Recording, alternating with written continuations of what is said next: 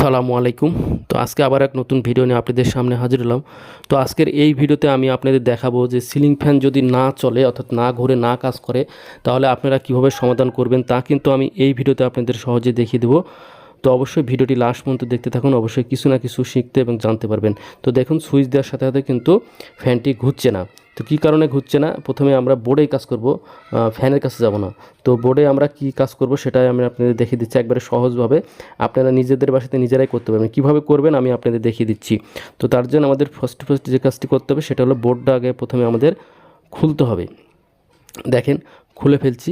খোলার পরে আমাদের যে কাজটি করতে হবে সেটা হলো রেগুলেটর, অর্থাৎ সুইচ দিয়ে যে রেগুলেটরটা আমাদের মূলত কাজ করে সেই রেগুলেটরটাই কিন্তু আমাদের মূল প্রথমে চেক করতে হবে যে আমাদের রেগুলেটরটা নষ্ট হয়েছে কিনা, সুইচ ঠিক আছে কিনা সেটাই কিন্তু দেখতে হবে। তো দেখেন এখানে আমাদের যে কাজটি করে কাজটা করা আছে সেটা হলো যে এখানে এই তারটা কিন্তু রেগুলেটর দুটো তার, একটা তার আছে সিলিং ফ্যানের একটা তারের সাথে রেগুলেটরের কানেকশন, আর একটা তার আছে যে দেখেন কালো তারটা এই সুইচের মাথাতে কানেকশন করা আছে। তো এই যে রেগুলেটরের এই যে তারটা দেখছেন, এই তারটা এই যে তারে কিন্তু টেপ মারা নাই, এটাই হলো রেগুলেটর আরেকটা তার। আর আরেকটা রেগুলেটর তার আছে সুইচের সাথে, অর্থাৎ দেখতে কালো তারটাই কিন্তু সুইচের সাথে আছে রেগুলেটরের আরেকটা তার। তো এখন আমরা যে সুইচ দেওয়া আছে দেখেন এই সুইচটার মাধ্যমে কিন্তু কাজ করছে। সুইচ দেখাচ্ছি আমি আপনাদের। এই যে এটাই হলো ফ্যানের তার থেকে এসে রেগুলেটরের আর একটা তার কানেকশন করা হয়েছে। এখন এখানে যে আমাদের যে রেগুলেটরের সুইচ দেওয়া আছে দেখেন এই যে টেস্টার জ্বলছে, দেখেন সুইচ দেওয়া আছে কিন্তু টেস্টার জ্বলছে, তার মানে লাইনটা চলে যাচ্ছে কোন পথ দিয়ে, এই যে রেগুলেটর এখানে আছে। দেখেন রেগুলেটরটা ভালো আছে কিনা কী করে বুঝবেন, এই মাথাতে কিন্তু যদি টেস্টার জ্বলে এই পথে ঘুরে চলে যাচ্ছে এই রেগুলেটরের আরেক মাথাতে। তো এখানে টেস্টার ধরলে টেস্টার জ্বলছে, তার মানে এই রেগুলেটরটা ভালো আছে, তার মানে লাইনটা পাস করছে বোঝা যাচ্ছে। তাহলে আমাদের রেগুলেটর ভালো আছে, সুইচও ভালো আছে আমরা পেলাম। এখন আমাদের তাহলে ফ্যান ঘুরছে না কী কারণে, ফ্যান এখন ঘুরবে একটা কারণ, সেটা হলো যে আমাদের যে কাজটি করতে হবে সেটা হলো যে, তো দেখেন এখানে কিন্তু এখন এই যে আমরা ফ্যানটা দেখতে পাচ্ছেন, এই ফ্যানটা কিন্তু এখন আমরা মানে উপরে দেখব যে ফ্যানটার দেখেন সিলিংটা, আমরা সিলিং বোর্ডটা যে খুলছি, খোলার পরে দেখবো যে আমাদের যে তারটা কানেকশন করা আছে অর্থাৎ নেগেটিভ পজিটিভ তারটা ঠিক আছে কিনা।